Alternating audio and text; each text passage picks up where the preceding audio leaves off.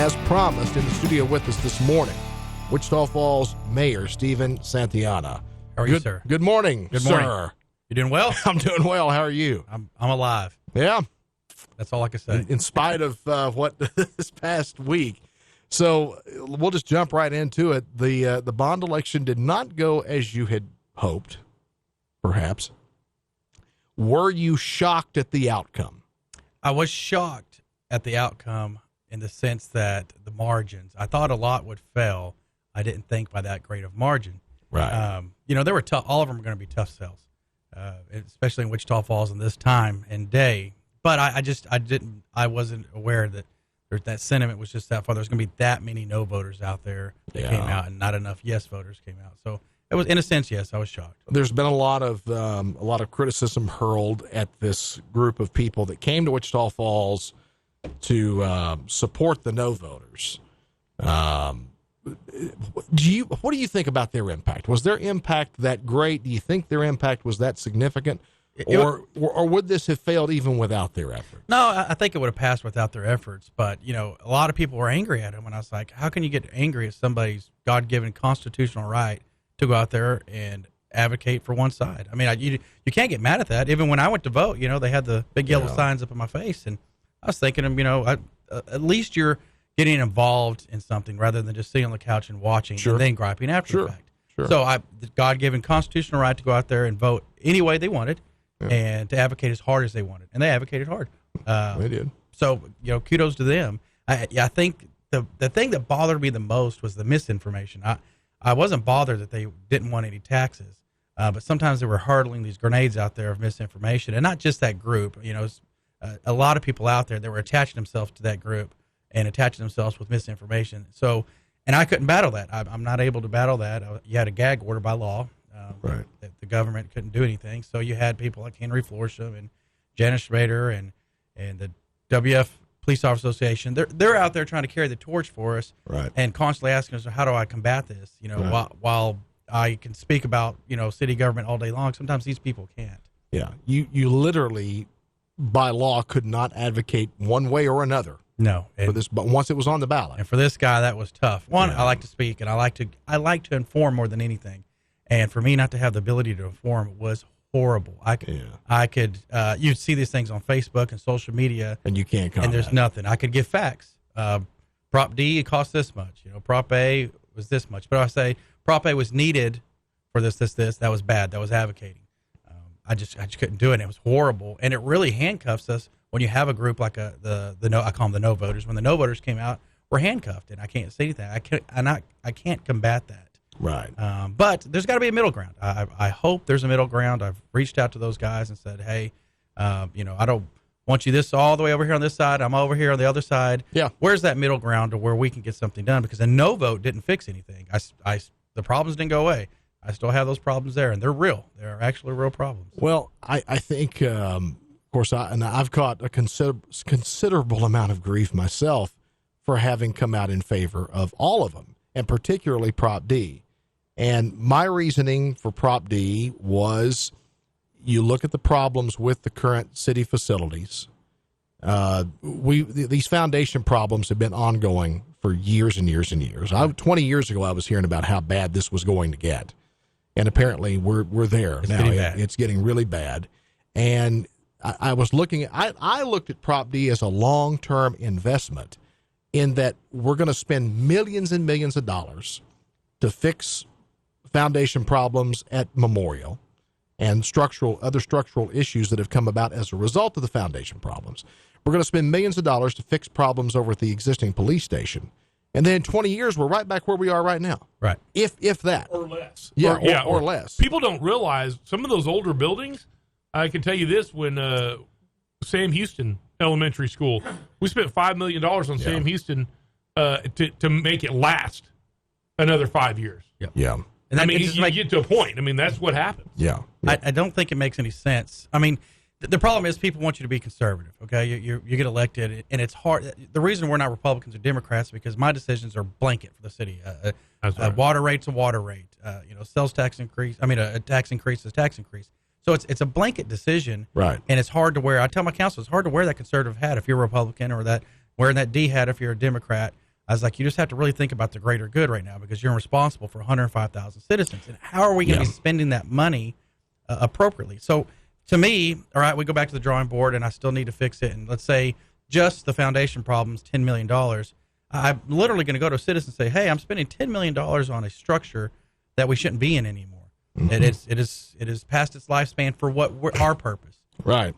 So I feel like I'm wasting their money. Well, when I could be doing something a little bit better and I always call it swipe the credit card. Let me swipe the credit card and get us a better facilities, more energy efficient, the flowability. The citizens will love it. Saves a lot of money because you're doing 3 structures at once. I mean, if I had to do a PD by itself and a municipal structure by itself and a fire station by itself, it just costs so much more money. It was expensive, but it was smart in the sense that I'm going to save somebody in the long run. Now, selfishly, I could say I didn't want to buy. I'm not tax exempt. I think people think we get elected and we're tax exempt. I own lots of taxes. Yeah, you live under your own. That's correct. All your own taxes. You got to live with the rules you Absolutely. make. And I have to put that aside also. I have to put that aside that I can't selfishly think about myself. I got to think literally about my children and grandchildren. What are they going to inherit? Well, this no vote, it didn't fix anything. It just prolonged the inevitable. And it's coming, and I have to figure out how to make that So work. if I did the math right on Prop D, it came down to about $414 a square foot total for everything we were building. Now, when you say that, at $414 a square foot, I can build a really nice house for $150. You can, but you don't have mountains of technology that have to go into it, mountains of ADA requirements that have to go into it. There's a lot of things that have to go into a public facility that you would never have to do to your home. Absolutely. And you're not just, you build a house. If it's there for 50 years, you've had it a long time. These public facilities, you're looking at 75, 100 years perhaps that building might be in use. So the construction that goes into that and the technology and all of the other things that go into that are wildly more expensive than what you would put into a typical commercial structure perhaps, or certainly more than a residential structure. Right. It's a different kind of construction, and it's a very long-term investment. Everyone was talking about, 40 years to pay off this bond. Well, you're certainly going to be in the building at least twice that length of time anyway. They got to realize we're trying to run the entire city out of that building. And right now we're in horrible where council chambers is now and all the important people, I say the important people, a good part of our staff, our senior staff, is in a basement that used to be a loading dock. I mean, that we've already remodeled that building and made it useful. But once we have outlived that building, can we squeeze more years out of it? Yes. I just don't know why I would go to the citizens at some point and say, I need $20-30 million. And a lot of people are like, well, that's a pretty good, fix up, all the painting and tiles. Like, no. That's not for tile and painting. That's for an HVAC system that is ancient. If it goes, there's $10 million. Electrical upgrades, $10 million. Fixing the shoring up, so I'm at $25 million. I haven't painted anything. Yeah. Does that make sense? No, it really doesn't. So give me a long-term 40-year bond to where we're not going to hit you all at once, but we'll hit you a sliver every year, and it just didn't happen. So I still know have to address something. A few years ago, I had someone look at my mom's place, had a foundation problem on one corner of the house. We needed the foundation lifted and stabilized. Almost $8,000 to do one corner of a house. Not a huge house either. No, 1,200 square feet, 1,250 square feet, pier and beam foundation home, and nearly $8,000 to do that. So I'm like, I can only imagine what it's going to cost here. And I had a pretty good idea after talking to you and talking to Darren and some other folks. I had a pretty good idea of what you'd have to spend on that foundation over there to fix that. With no guarantee. And exactly. And it might last. You might get 10 years, you might get 20 years, you might get 7. You just didn't know.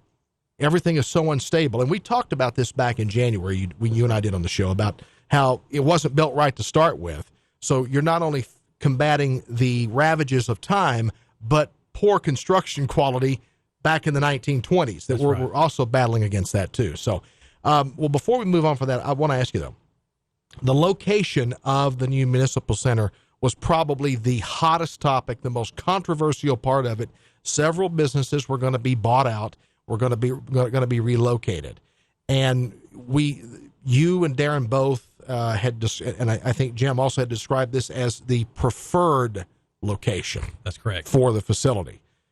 So if we come back to this, if we revisit this, or if we do this through other means in the future, is that location still the preferred location? Are there other locations in mind? Several different places have been suggested, close to downtown. What's the scoop on that? I mean, as for the time that we had to do any sort of, it wasn't, you can't say that we had just years to research this. This thing came together quickly. We had A, B, and C, and we liked that preferred location. Yeah. One, because the cost of, the amount of businesses and the type of business impacted weren't going to be that great.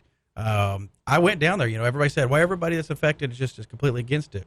There are people down there, there are business owners, well, I won't name, that said, I would never be able to sell this piece of property ever because of where it's located and the type of facilities that I have. If you offered me money to pick my business up and move it to another part of town, they were like, that would be glorious. They'd actually put it up for sale. Yeah. Not a single bite. It's just not an attractive piece of property that he had where it was tucked away behind Ohio next to the rail. He said that would be great. I mean, you pay for my relocation, yes. You pay for my property, yes. For him, that was going to be a big win for him. Right. Some people no. If you just have one person voting no, that creates a lot of chatter and that we're kicking somebody out. Well, a lot of misinformation. Most people think we go there and just lowball, kick them out, and tell them, you know what, go find a place. It's like, it's not like that. It costs, and that's built in that $77 million. Right. It's cost a lot to acquire that, and it's not quick either. Yeah. So it will still probably be the preferred location. Yeah, $5 million I think was the portion for property acquisition and some engineering stuff and so forth. Another thing that came up was the possibility of flooding in that area, and that by raising that, because you're in a 100-year floodplain. That's right. So you got to build that land up about 3 feet. And then would you be displacing floodwaters and flooding another area that, how is that going to be dealt with? Well, the good thing is people gripe that we were going to be in a floodplain, but we wouldn't build it to flood level. A lot of people are like, wow, why would you build this building there? It's like, well, the large portion of downtown is in a floodplain, but nobody builds the buildings to flood level. But we have the adequate infrastructure for that watershed. The good thing is we're sitting right next to a river. So you don't have to put it through a lot of piping to get it to the river to dump out somewhere.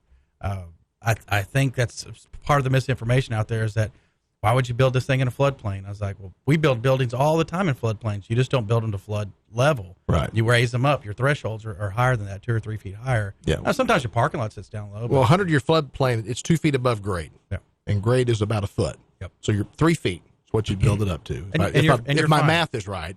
I think I can still add. I'm not. 2 plus 1 is 3, yes. But and that's part of the things out there. So that and we're kicking people out. So you just don't have time to combat that. You couldn't combat it fast enough. Even with Henry going and speaking to 50 different groups, he was just getting the exact same questions over and over. If you saw him on social media, literally it was a broken record.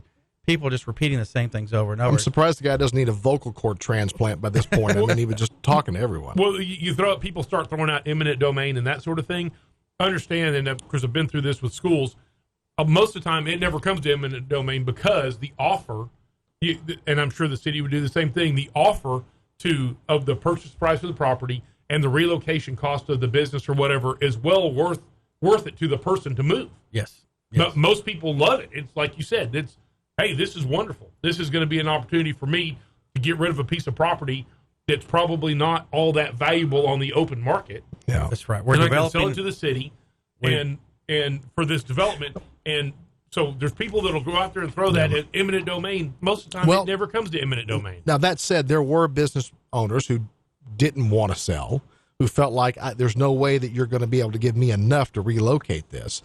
One of the ideas that was floated to me, and I had talked about on the air, was the possibility of the 4B board also kicking some funds to those local businesses to help them with relocation or marketing. If they did move to a new location, whether it was in downtown or somewhere else in the city, help them market that new location.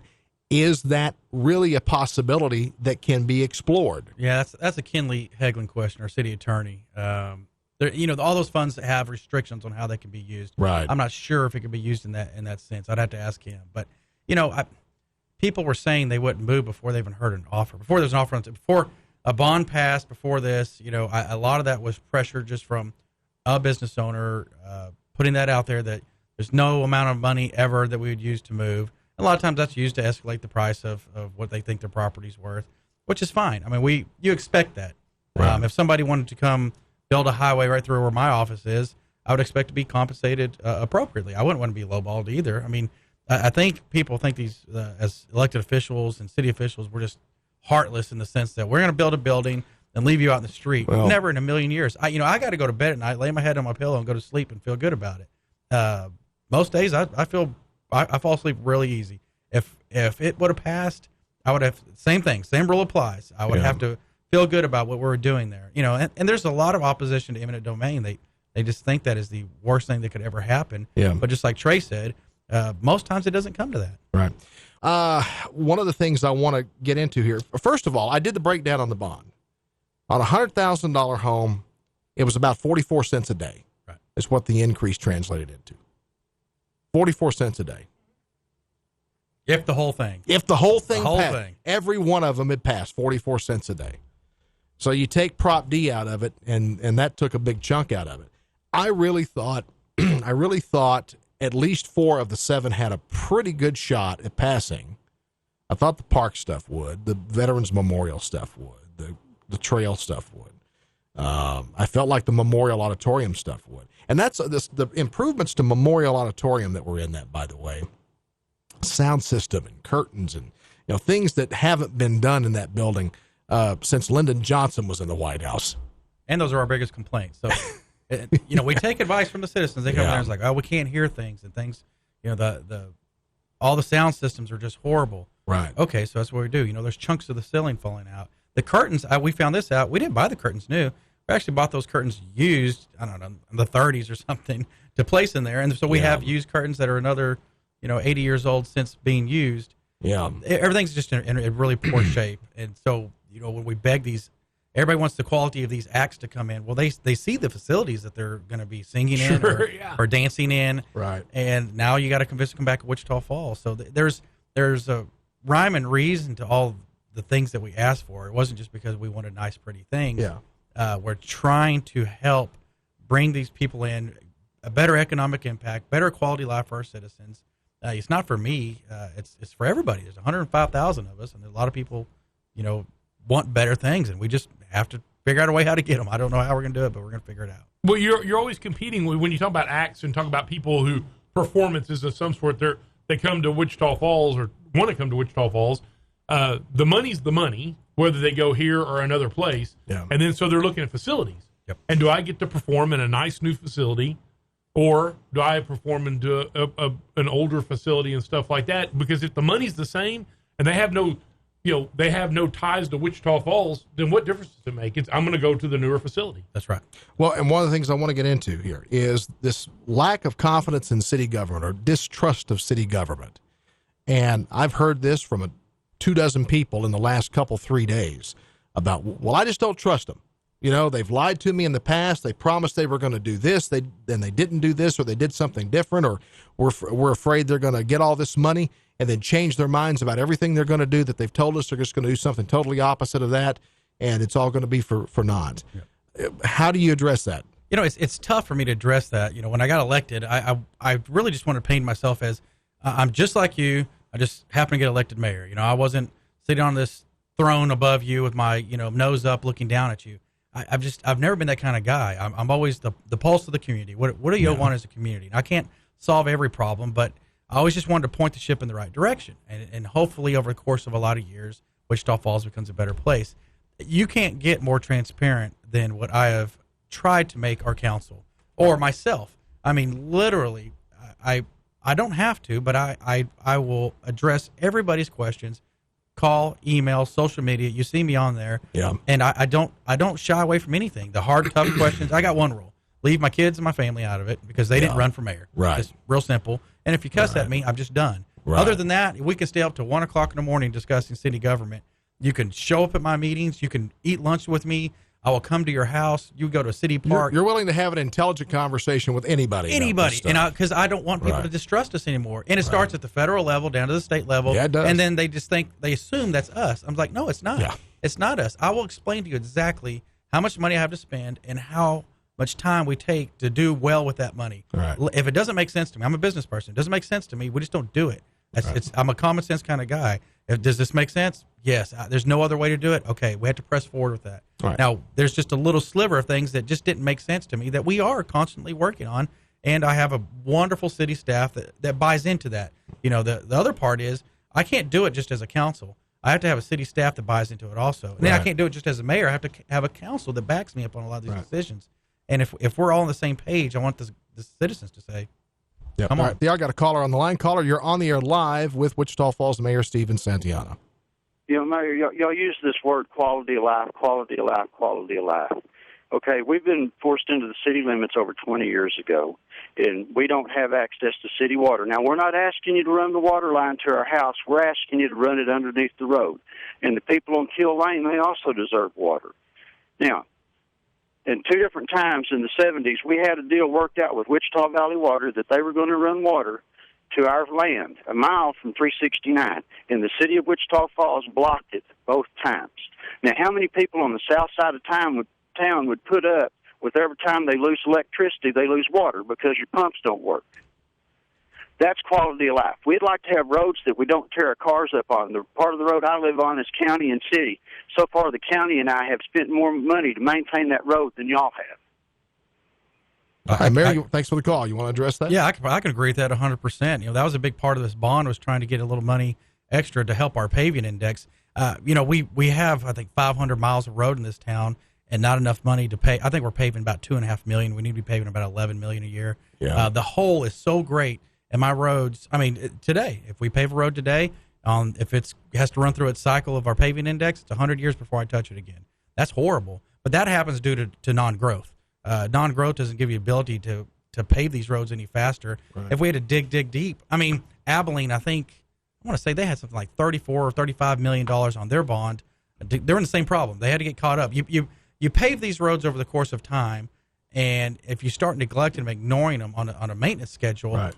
You just dig this huge hole, and you got to fill it somehow. Well, I agree with them 100%. In addressing those people in this annexed area, we're talking Huntington Lane, Wellington Lane, Keel Lane, areas that were annexed back in the late 90s, I think it was, that we still have not run water service to some of those areas or sewer service. They have trash collection services. Obviously, they have police and fire services, too, being in the city limits. But the utility services have never been delivered to some of these areas. How can we get that done? What's it going to take to get that part of it done? Just like anything else, those, truthfully, the zillions of things that we have to fix here in this town, if these individuals, I'm a big guy about email. You email me, I have a digital record of what your issue is. And then we start the process. Send it to me. I will send it to the appropriate guys. We're right in the middle of budget session.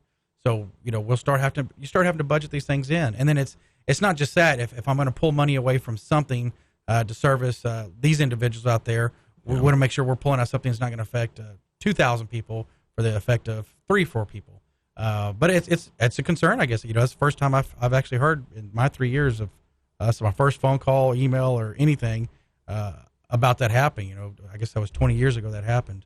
Right. Yeah, long time ago. Yeah. So, Mayor, let's talk about the bond proposals that didn't pass. You've had some criticism leveled at you for saying, basically, look, we're going to do this stuff anyway. It is the absolute truth. We're going to have to find other venues and ways of doing this. So, what will those be going forward? What's going to be the process? That's the most criticism that I've got. Is I went and told Claire Kowalik at the newspaper that this was a vote not on to do the projects, on the funding mechanism. Right. Okay. Doesn't mean I'm going to disrespect that vote. It just means that no vote didn't fix any of the major things. For one, the trails. I just think it'll be the worst thing I ever did if I just told the Texas Department of Parks and Wildlife, hey, you know what? We don't have the match money. Take your 80% and go back home with it. And then we'll never get another grant. They'll tell you get blackballed. We gave you money. You couldn't come up with a 20% match. You'll never get another dime out of us. Yeah. The citizens would hang me from the highest tree. It's not smart. So I'm going to have to find that money. That's part of my criticism. That's part of what I told Claire. I was like, there's some projects we're going to have to figure it out. I got to get with the Lakes people and say, hey, y'all going to have to start private raising as fast as possible. If you can't get there, I think I'm going to have to dig deep somewhere within our own budget and get that money, because we want to complete that trail system. And also, we don't want to throw away 80%. That's good money. Yeah. Just throwing away. Not very often does somebody hand you $1 million gift, so you need to take it. So basically, it's realigning budgets, redoing budgets, moving things around. It is. It's sad that we have to do that for something that could have been voted in. But okay, that's one of them. That's one of the things you got to do. If my city municipal building, it's just not getting any better.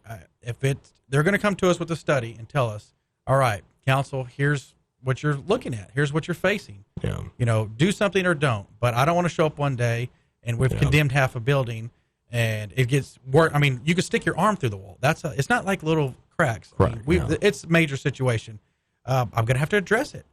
Citizens, you voted me in. You voted this council in to make these kind of decisions. Does it suck to spend that kind of money? Yes. On an old building? Yes. But you didn't give me the ability to build a new one. I've got to address that. That won't go away. Voting no doesn't mean my building got shored up. It doesn't. I have to address it. And then third is downtown. It's a huge win for Wichita Falls. We don't get a lot of wins around here. 79, we got tornadoes, and we got the world's worst drought and floods in between that. Recession and oil, and everything's kind of cheering up now. Oil's coming back. Lakes are full. We hadn't been hit by a tornado in a long time. Knock on wood. Thank God. Yeah. And it's just like things are going great. I've got business owners, and downtown's a huge win. I got business owners that need sidewalks fixed. Yeah. And people think, oh, now you're going to throw money at downtown. We said, no, we already throw money at downtown. We've thrown millions of dollars over the course of 16 years. Every other year we throw $400,000 or $500,000 down there and we fix some streets and intersections. Maybe we'll shift off the intersections and do sidewalks and these trees. And it's not that I'm going to go out there and say, your no vote doesn't matter to me. It's the fact that I'm going to have to shift some things around. And I've held taxes at bay for 2 years. Not I, the council, not my other taxing entities haven't, but we have tightened our belts. If I could do it again for another year, be glorious. I would expect people to start emailing me, telling me that I'm a decent mayor and no longer the worst mayor that ever lived. Because we holding tax at bay for 3 years in a town that doesn't grow, it's not impossible, but it is extremely tough. That's the thing that has bothered me the most is you look at our population historically. We've been at right around 100,000 people for 60 years now. 60. Yeah, we've not grown. Yep. We've just not grown, and that's problematic. And the reason it's problematic is, and these are statistics, folks. This is not numbers I'm pulling out of my butt. This is facts. The only age group that's growing is 55 plus. Everybody else, we're either flat or shrinking. And if we don't, we need young families to move here, Amen. Raise their kids here, and live here for a generation, 2 generations, 3 generations, and grow the community. We don't want to be Dallas or Fort Worth. We don't want to be that big. We're not going to be that big. Realistically, I think 150,000 is a very attainable number for us. It will take time to get to that. So we're looking at a tax increase. That sounds like an inevitable thing. We're not, because there are some good things happening. Our sales tax, as compared to last year, we budget on flat. I think right now we're 4 or 5%. Once again, knock on wood. Hopefully it holds out the rest of the year like that. Okay. There's a little extra money there. There's big problems. Cost of fuel is going up, so that might offset that. There are some things that are happening that are good. Now, the bad things, everybody comes at me and says, oh, I can't believe the city raised my property appraisal. Well, that's not us. That's the county, Wichita County Tax Appraiser District. But overall average, we're looking at less than 2%, maybe about 1.7. That doesn't even keep up with, the cost of living and the cost of goods. So, yeah. All right. We're in a pickle. All right. Wichita Falls Mayor Stephen Santellana, I really appreciate you coming up this morning. I want to have you back soon and continue these discussions. I'd like to have you back regularly, and let's keep talking about this. You tell me when.